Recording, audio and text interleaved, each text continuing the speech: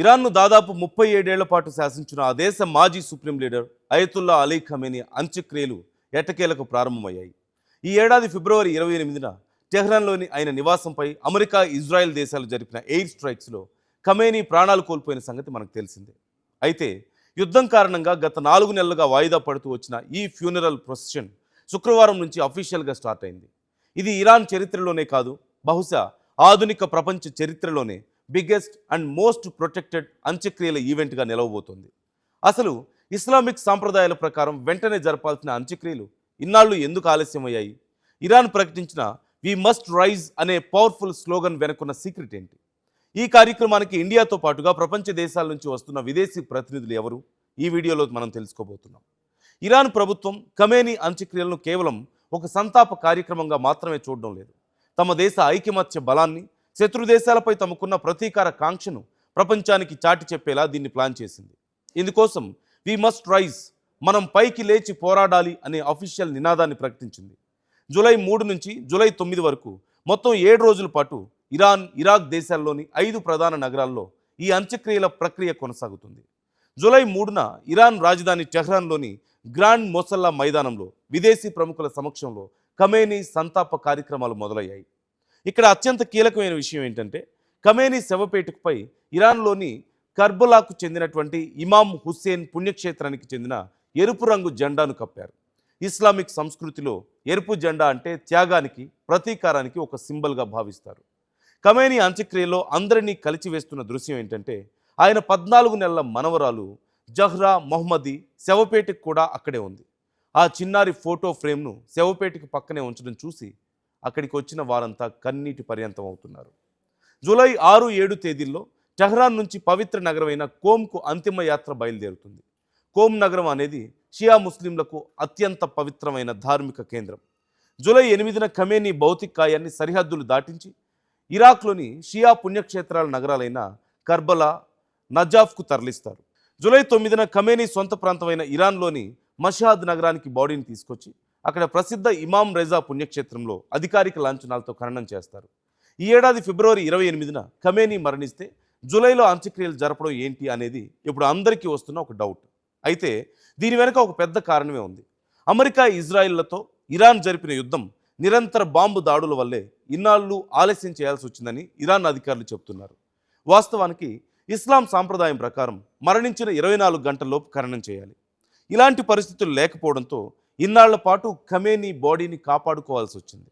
సాధారణంగా ఇస్లాంలో డెడ్ బాడీకి కెమికల్స్ పోయడం నిషేధం.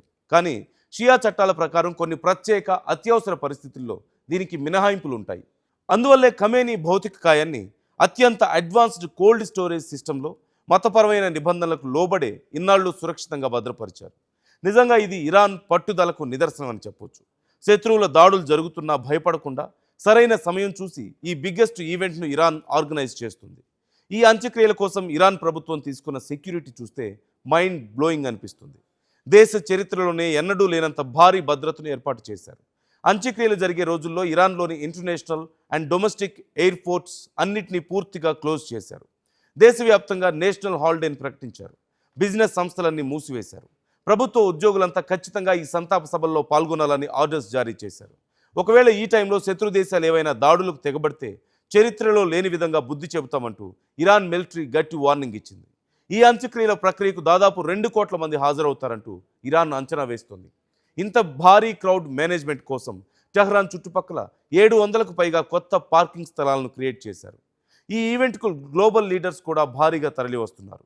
పాకిస్తాన్ ప్రధాని షహబాజ్ షరీఫ్, ఆ దేశ army chief Asim Munir, Russia security council deputy chairman Dmitry మెద్వదేవ్తో పాటుగా చైనా ఉన్నతాధికారుల బృందం కూడా హాజరవుతుంది.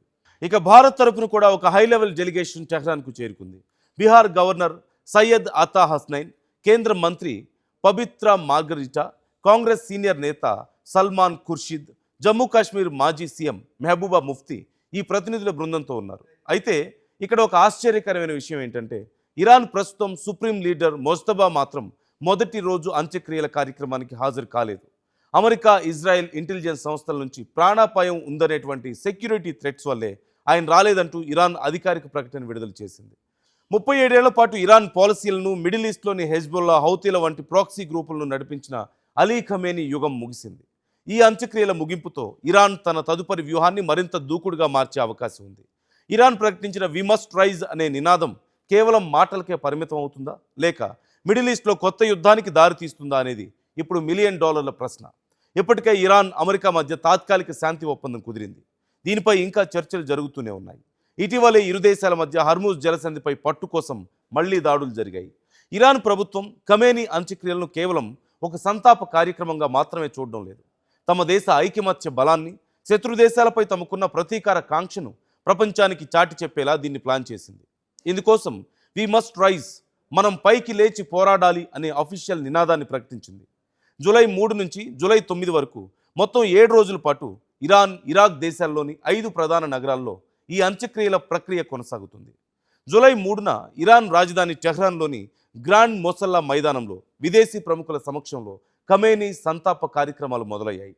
ఇక్కడ అత్యంత కీలకమైన విషయం ఏంటంటే, ఖమేనీ శవపేటికపై ఇరాన్లోని కర్బలాకు చెందినటువంటి ఇమాం హుస్సేన్ పుణ్యక్షేత్రానికి చెందిన ఎరుపు రంగు జెండాను కప్పారు. ఇస్లామిక్ సంస్కృతిలో ఎరుపు జెండా అంటే త్యాగానికి, ప్రతీకారానికి ఒక సింబల్గా భావిస్తారు. ఖమేనీ అంత్యక్రియలో అందరినీ కలిచివేస్తున్న దృశ్యం ఏంటంటే, ఆయన 14 నెలల మనవరాలు జహ్రా మొహమ్మదీ శవపేటిక కూడా అక్కడే ఉంది. ఆ చిన్నారి ఫోటో ఫ్రేమ్ను శవపేటిక పక్కనే ఉంచడం చూసి అక్కడికి వచ్చిన వారంతా కన్నీటి పర్యంతం అవుతున్నారు. జూలై 6, 7 తేదీల్లో టెహ్రాన్ నుంచి పవిత్ర నగరమైన కోమ్కు అంతిమ యాత్ర బయలుదేరుతుంది. కోమ్ నగరం అనేది షియా ముస్లింలకు అత్యంత పవిత్రమైన ధార్మిక కేంద్రం. జూలై 8న ఖమేనీ భౌతిక కాయాన్ని సరిహద్దులు దాటించి ఇరాక్లోని షియా పుణ్యక్షేత్రాల నగరాలైన కర్బలా, నజాఫ్కు తరలిస్తారు. జూలై 9న ఖమేనీ సొంత ప్రాంతమైన ఇరాన్లోని మషాద్ నగరానికి బాడీని తీసుకొచ్చి అక్కడ ప్రసిద్ధ ఇమాం రెజా పుణ్యక్షేత్రంలో అధికారిక లాంఛనాలతో ఖననం చేస్తారు. ఈ ఏడాది ఫిబ్రవరి 28న ఖమేనీ మరణిస్తే జూలైలో అంత్యక్రియలు జరపడం ఏంటి అనేది ఇప్పుడు అందరికీ వస్తున్న ఒక డౌట్. అయితే దీని వెనుక ఒక పెద్ద కారణమే ఉంది. అమెరికా, ఇజ్రాయిల్లతో ఇరాన్ జరిపిన యుద్ధం, నిరంతర బాంబు దాడుల వల్లే ఇన్నాళ్ళు ఆలస్యం చేయాల్సి వచ్చిందని ఇరాన్ అధికారులు చెబుతున్నారు. వాస్తవానికి ఇస్లాం సాంప్రదాయం ప్రకారం మరణించిన 24 గంటల్లోపు ఖననం చేయాలి. ఇలాంటి పరిస్థితులు లేకపోవడంతో ఇన్నాళ్ల పాటు ఖమేనీ బాడీని కాపాడుకోవాల్సి వచ్చింది. సాధారణంగా ఇస్లాంలో డెడ్ బాడీకి కెమికల్స్ పోయడం నిషేధం. కానీ షియా చట్టాల ప్రకారం కొన్ని ప్రత్యేక అత్యవసర పరిస్థితుల్లో దీనికి మినహాయింపులు ఉంటాయి. అందువల్లే ఖమేనీ భౌతిక కాయాన్ని అత్యంత అడ్వాన్స్డ్ కోల్డ్ స్టోరేజ్ సిస్టంలో మతపరమైన నిబంధనలకు లోబడే ఇన్నాళ్లు సురక్షితంగా భద్రపరిచారు. నిజంగా ఇది ఇరాన్ పట్టుదలకు నిదర్శనం అని చెప్పొచ్చు. శత్రువుల దాడులు జరుగుతున్నా భయపడకుండా సరైన సమయం చూసి ఈ బిగ్గెస్ట్ ఈవెంట్ను ఇరాన్ ఆర్గనైజ్ చేస్తుంది. ఈ అంత్యక్రియల కోసం ఇరాన్ ప్రభుత్వం తీసుకున్న సెక్యూరిటీ చూస్తే మైండ్ బ్లోయింగ్ అనిపిస్తుంది. దేశ చరిత్రలోనే ఎన్నడూ లేనంత భారీ భద్రతను ఏర్పాటు చేశారు. అంత్యక్రియలు జరిగే రోజుల్లో ఇరాన్లోని ఇంటర్నేషనల్ అండ్ డొమెస్టిక్ ఎయిర్పోర్ట్స్ అన్నిటినీ పూర్తిగా క్లోజ్ చేశారు. దేశవ్యాప్తంగా నేషనల్ హాలిడేని ప్రకటించారు. బిజినెస్ సంస్థలన్నీ మూసివేశారు. ప్రభుత్వ ఉద్యోగులంతా ఖచ్చితంగా ఈ సంతాప సభల్లో పాల్గొనాలని ఆర్డర్స్ జారీ చేశారు. ఒకవేళ ఈ టైంలో శత్రు దేశాలు ఏవైనా దాడులకు తెగబడితే చరిత్రలో లేని విధంగా బుద్ధి చెబుతామంటూ ఇరాన్ మిలిటరీ గట్టి వార్నింగ్ ఇచ్చింది. ఈ అంత్యక్రియల ప్రక్రియకు దాదాపు 2 కోట్ల మంది హాజరవుతారంటూ ఇరాన్ అంచనా వేస్తోంది. ఇంత భారీ క్రౌడ్ మేనేజ్మెంట్ కోసం టెహ్రాన్ చుట్టుపక్కల 700కు పైగా కొత్త పార్కింగ్ స్థలాలను క్రియేట్ చేశారు. ఈ ఈవెంట్కు గ్లోబల్ లీడర్స్ కూడా భారీగా తరలి వస్తున్నారు. పాకిస్తాన్ ప్రధాని షహబాజ్ షరీఫ్, ఆ దేశ army chief Asim Munir, Russia security council deputy chairman Dmitry మెద్వదేవ్తో పాటుగా చైనా ఉన్నతాధికారుల బృందం కూడా హాజరవుతుంది. ఇక భారత్ తరపున కూడా ఒక హై లెవెల్ డెలిగేషన్ టెహ్రాన్కు చేరుకుంది. బీహార్ గవర్నర్ సయ్యద్ అతా హస్నైన్, కేంద్ర మంత్రి పబిత్రా మార్గరిటా, కాంగ్రెస్ సీనియర్ నేత సల్మాన్ ఖుర్షిద్, జమ్మూ కాశ్మీర్ మాజీ సీఎం మెహబూబా ముఫ్తీ ఈ ప్రతినిధుల బృందంతో ఉన్నారు. అయితే ఇక్కడ ఒక ఆశ్చర్యకరమైన విషయం ఏంటంటే, ఇరాన్ ప్రస్తుతం సుప్రీం లీడర్ మొజ్తబా మాత్రం మొదటి రోజు అంత్యక్రియల కార్యక్రమానికి హాజరు కాలేదు. అమెరికా, ఇజ్రాయెల్ ఇంటెలిజెన్స్ సంస్థల నుంచి ప్రాణాపాయం ఉందనేటువంటి సెక్యూరిటీ థ్రెట్స్ వల్లే ఆయన రాలేదంటూ ఇరాన్ అధికారిక ప్రకటన విడుదల చేసింది. 37 ఏళ్ల పాటు ఇరాన్ పాలసీలను, మిడిల్ ఈస్ట్లోని హెజ్బొల్లా, హౌతీల వంటి ప్రాక్సీ గ్రూపులను నడిపించిన అలీ ఖమేనీ యుగం ముగిసింది. ఈ అంత్యక్రియల ముగింపుతో ఇరాన్ తన తదుపరి వ్యూహాన్ని మరింత దూకుడుగా మార్చే అవకాశం ఉంది. ఇరాన్ ప్రకటించిన వి మస్ట్ రైజ్ అనే నినాదం కేవలం మాటలకే పరిమితం అవుతుందా, లేక మిడిల్ ఈస్ట్లో కొత్త యుద్ధానికి దారి తీస్తుందా అనేది ఇప్పుడు $1,000,000,000 ప్రశ్న. ఇప్పటికే ఇరాన్, అమెరికా మధ్య తాత్కాలిక శాంతి ఒప్పందం కుదిరింది. దీనిపై ఇంకా చర్చలు జరుగుతూనే ఉన్నాయి. ఇటీవలే ఇరు దేశాల మధ్య హర్మూజ్ జలసంధిపై పట్టు కోసం మళ్లీ దాడులు జరిగాయి. ఖమేనీ అంత్యక్రియలు ముగిశాక ఎలాంటి పరిస్థితులు ఉంటాయనేది ఇప్పుడు ఆసక్తిగా మారింది. మరి దీనిపై మీ అభిప్రాయం ఏంటి? యుద్ధానికి శాశ్వత ముగింపు వచ్చే అవకాశం ఉంటుందా, లేదా మళ్ళీ అమెరికా, ఇజ్రాయిల్, ఇరాన్ మధ్య యుద్ధం మొదలవుతుందా? కామెంట్ చేయండి.